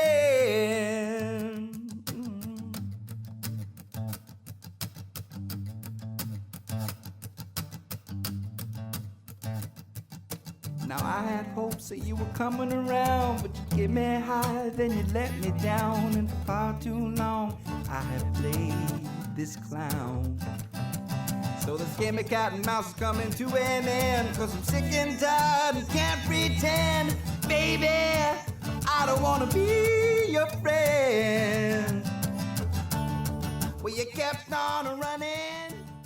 So in order to expand your dance, one of my favorite ways is doing what I call twister, when we play twister. Now in a normal game of twister, someone spins the dial and it's right hand red, and then right hand goes red, and left arm green, and left arm green, and then right leg yellow, and you have to put your extremities where you're told to put them. In West Coast swing, it usually sounds like this: left hand, right hand, left foot back on one. And you're like, okay, that's what I do as leader. So now we're going to change this up. Try to do entire dances where you are right to right or left to left. Or if you always lead your sugar tuck with your left to right hand, maybe use both hands or just your right hand or a cross hand. So you're going to pick out a hand for you, a hand for your partner, and a foot for beat 1. And then you can choose for beat 2 or beat 5 or what foot, what leg. So let's say we were going to do an entire dance right to right, and Tess's goal was to dance starting on her left foot for beat 1 as a follower, and I'm going to start on my right foot for beat 1 as a leader. Doesn't mean you have to triple step, you can do whatever you want, but she has to start left foot beat 1, I have to start right foot beat 1 or cross hand. 5, 6, 7, 8, 1, 2, 3, 4, 5, 6, 7, 8, 1, 2, 3, 4, 5, and 6, 7, 8, 1, 2, 3, 4, 5, and 6, 7, 8, 1, 2, 3, 4, 5, 6, 7, and 8. Right? So it's a hard drill, but it's going to get you into places you never thought you'd be before. Most dancers discover this, unfortunately, during time of injury, where you hurt your arm, you've been doing showcase and you tweaked something, so you can't use your left arm, it's in a sling. So everything you do is going to be with your right arm. Or the students that I work with, when they have a hip surgery and they're having to dance on a stool and simply learn how to do good arm leads, because we still want to dance. You'll have other strengths because you've lost something. You lose your sense of smell and your sight gets better. I don't think that works that way. Yeah. So try this out when you're social dancing. Try this out with partners. You don't have to tell them you're doing this. Just for yourself, you'd be like, I'm doing everything with my right hand. I can grab right to left, I can do left, right to right, but my left hand's not going to be used. And if you want to really do this drill, you can put your arm in a sling or put your hand in like some sort of medical device where people won't try and touch it, and that'll be one extra thing you don't have to worry about while you're dancing. That's twister.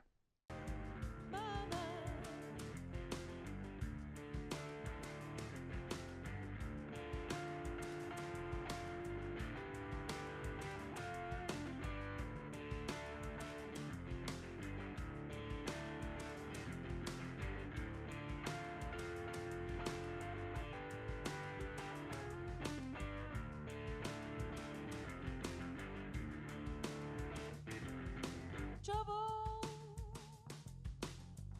sweet trouble. I got trouble on my mind. Trouble, oh, trouble. Lord knows it's the only thing I seem to find. Trouble to the left, trouble to the right, trouble in the day, trouble in the night. Trouble for miles, trouble for days, trouble in 100 ways. I got trouble, trouble, my mind.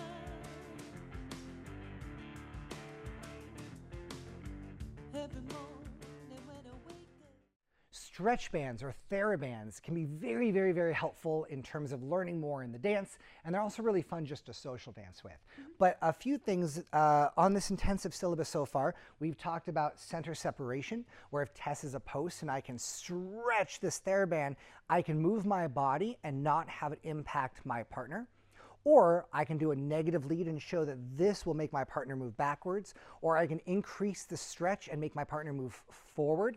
Or if we go back to a stretch, this can be an example of how we can increase stretch without actually moving and have that feel difference between that feel and that feel, which is really cool.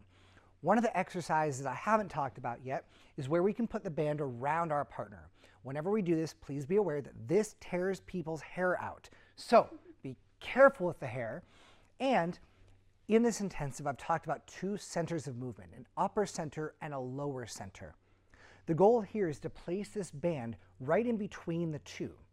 So when Tess stretches back, her booty can stretch back. When she moves forward, her abs will come forward. As we dance with a neutral connection, here is the rule. When we go to a compression, I have my thumb and index open. Tess will then move and get my hands for a sugar push. We have a compression through the hand, and then we have stretch through the band. 1 and a 2, 3 and a 4, 5 and a 6. Using the TheraBand, it's really cool to see how you can prep your partner to spin your partner. Now in closed position, my hand's on her back. This is completely loose, which is a really good example of how if I weren't holding it, my left arm wouldn't have any connection. My right arm has the connection. So holding this band, I can send Tess out. 5, 6, 7, and 8. Ah, this is so fun. Boom, boom, bop, boom, boom, bop, boom, boom, boom, boom, bop, boom, ba. Ha! So play with the TheraBand. Big step. And I'm using a really heavy one. I would not use this if I didn't want to show you from a distance and on video what this can do. So the TheraBand brand is pretty spot on for what we do in West Coast Swing. What if we were lost at sea on a boat, just you and me? No cell phones and no society, and the world just let us be. We could sleep all through the morning, talk all through the afternoon, and dance all night under the silver moon. Oh, yeah, yeah. I feel your body sway, I'm lost at sea.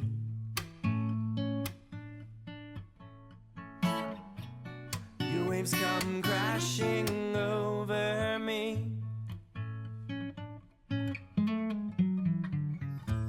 Lost at sea.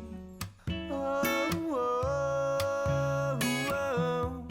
I'm lost at sea. I'm lost at sea.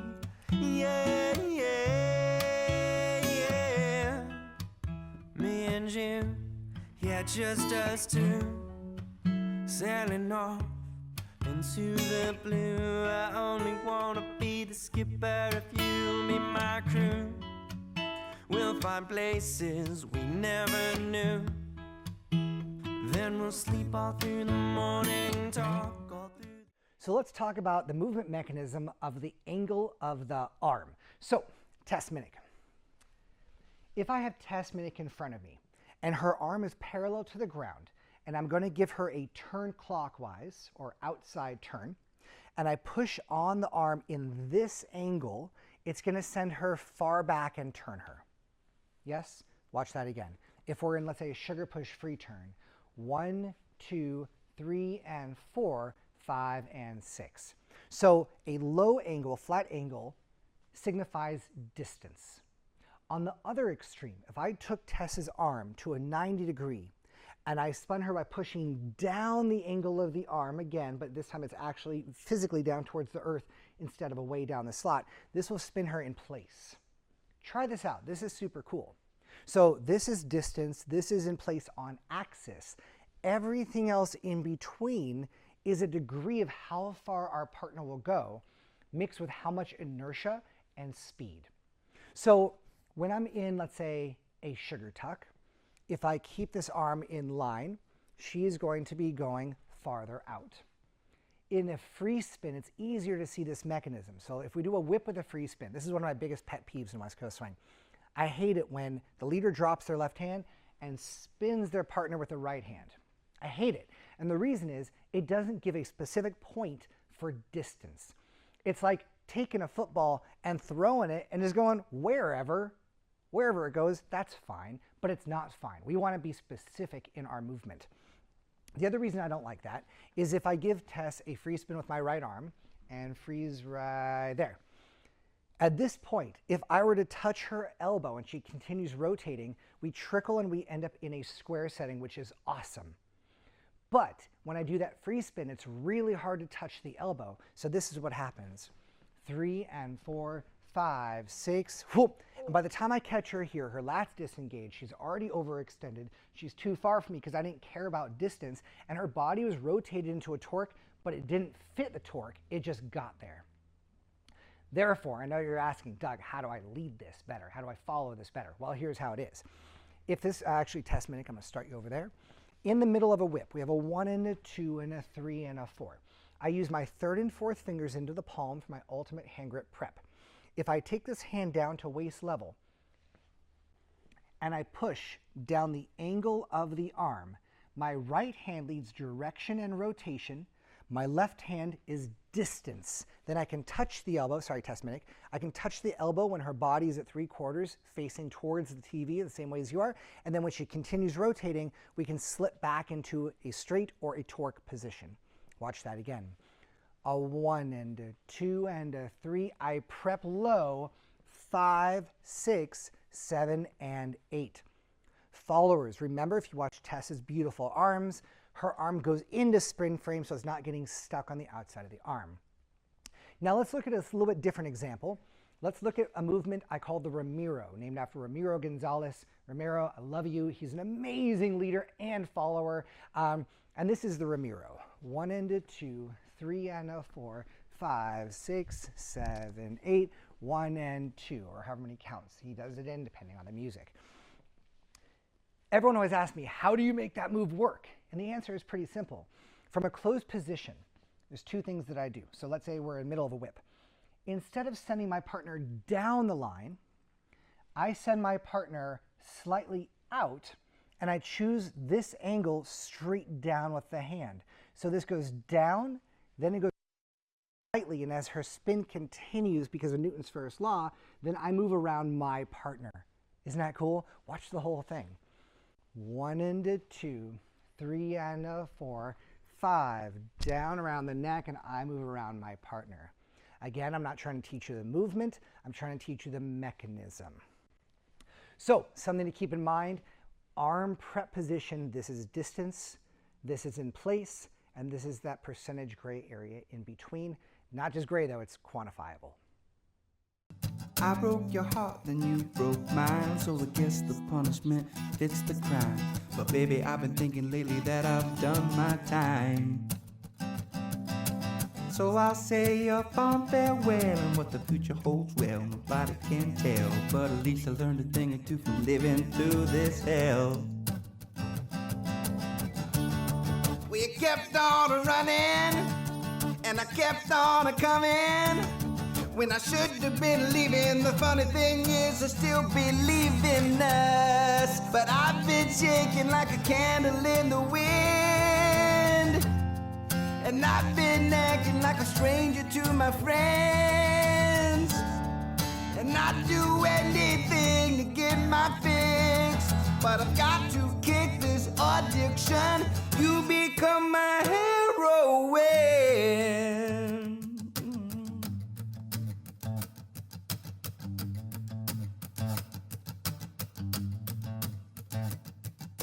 Now I had hopes that you were coming around, but you get me high, then you let me down. And for far too long I have played this clown. So this game of cat and mouse is coming to an end, 'cause I'm sick and tired and can't pretend. Baby, I don't wanna be your friend. Well, you kept on running. Now let's talk about the Texas Tommy as a movement mechanism. So my goal is to put my partner's hand behind their low back. Now, if there's one thing we've learned from watching the TV show Cops, which is filmed in Albuquerque, by the way. I was doing workshops there years ago, and like we'd go out on the town to like go to these bars, and I was like 23, 24, and I had these wide leg gabardine dress pants from the International Male Catalog. Beautiful, like Lindy pants. But they were so baggy that we went to this club and they wouldn't let us in because two of us had these pants on. They're like, "You're gangsters." And I was like, we're like, "What?"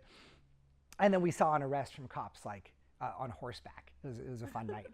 Anyway, what was I talking about? Oh yeah, hammerlock. What we learned from Cops is when we go to arrest somebody, or when you go to arrest somebody, you don't just put the hand behind the back. You drop the hand, rotate the wrist, and that hand ends up right on the low back.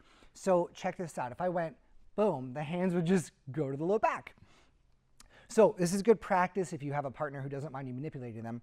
Drop their hand down, rotate so the palm is heading the same direction as the booty, and then it will go to the low back. And we can do this with this technique very lightly.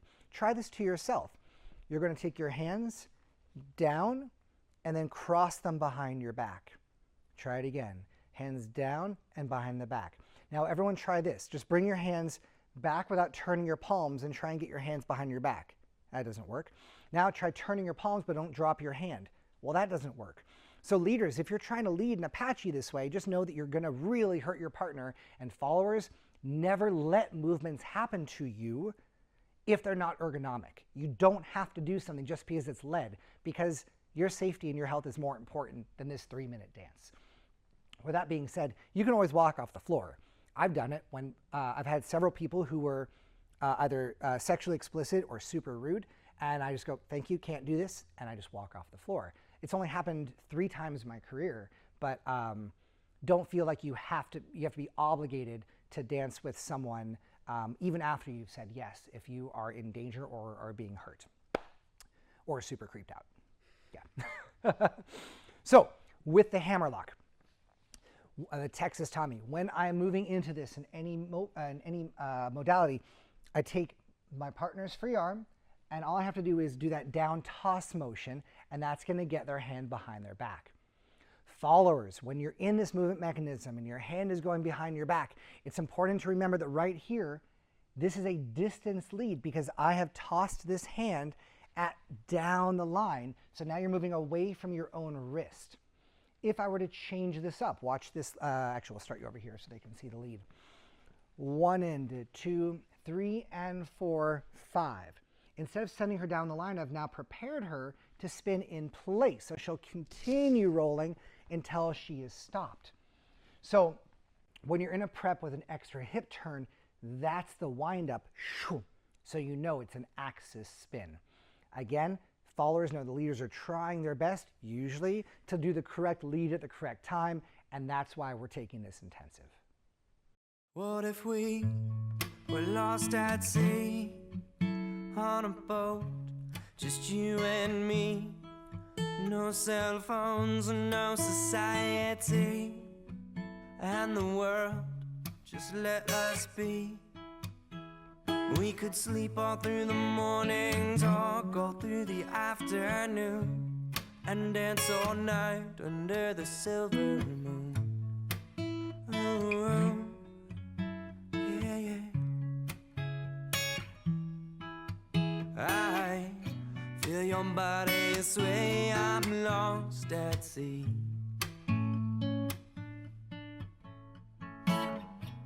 Your waves come crashing over me.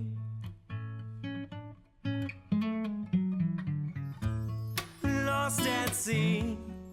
Oh, oh, oh. I'm lost at sea. I'm lost at sea.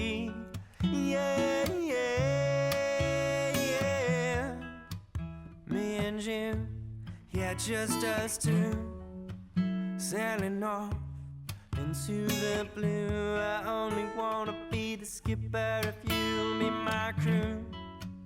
We'll find places we never knew. Then we'll sleep all through the morning, talk all through. When we're sharing the slot with the barrel turn mechanism, it's important to remember that we want our bodies to be able to turn like gears in a clock. So I need to figure out where Tess's trajectory is going to go with the speed of her body, the changing angles of her in a spin, and move my body so that it's complementary to her. This is a lot. This is an absolute lot. So the easiest way to see the barrel slot change is with a double outside roll, which you all know. And if I were to turn my follower down the line and she has her spin frame, let's do it again with spin frame. Yeah, so she can use the spin frame on my body to show where that line is, and then I know I'm not going to get punched. So this is a really easy way for us to work together to demonstrate this. If I started turning Tess in the middle of my body, I would get punched right there, either in the crotch if the hand is low or the chest if the hand is high. So I want to make sure that her body starts to turn off to my left side. Her back is in front of my back as she turns, and then this next punch is under my elbow, and therefore it's not going to hurt me as she goes by. When I do the same thing but going behind the back, here's the key on how to lead this. If you notice, my shirt came up a little bit, and here's why. On a double outside roll in front of my body, it's easy for me to see and put my hand over the crown, right? Stop right there for a second, Tess. The hand is over the crown of Tess's head. I'm going to rewind you. If the hand was over my head here, that would pull her body backwards and that would hurt her shoulder. So we have the hand over the axis of the person who's moving. When I'm doing this behind my back, freeze on 3, please. 1, 2, 3. Freeze right there. I've opened my shoulders so completely like I'm trying to dunk a basketball behind me, and that puts the hand over the crown of Tess's head. Sometimes you have to sway your back. Sometimes you have to elevate and go up if your follower is taller. And this way, as she continues rolling, it's going to be the same mechanism. When you're dealing with an inside turn barrel, like the E-Lee, the hand still goes over her head through the movement. From this side, the hand goes over her head, and that way we can share that space. Sometimes we want the hand to be directly between us. Certain movements have shorter arm lengths, and then the hand will be between our heads instead of over one head, or we alternate over their head, over my head, over their head, over my head.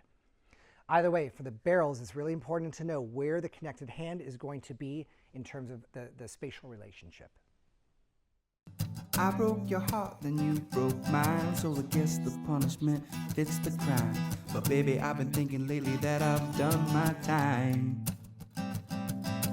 So I'll say a fond farewell, and what the future holds, well, nobody can tell. But at least I learned a thing or two from living through this hell.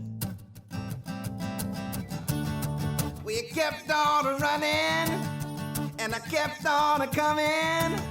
When I should have been leaving, the funny thing is I still believe in us. But I've been shaking like a candle in the wind, and I've been acting like a stranger to my friends, and I'd do anything to get my fix. But I've got to kick this addiction.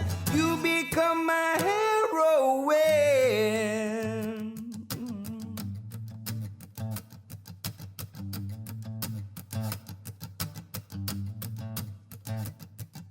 Now I had hopes that you were coming around, but you get me high, then you let me down. And for far too long I have played this clown.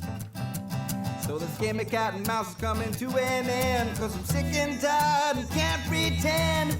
Baby, I don't wanna be your friend. Well, you kept on running.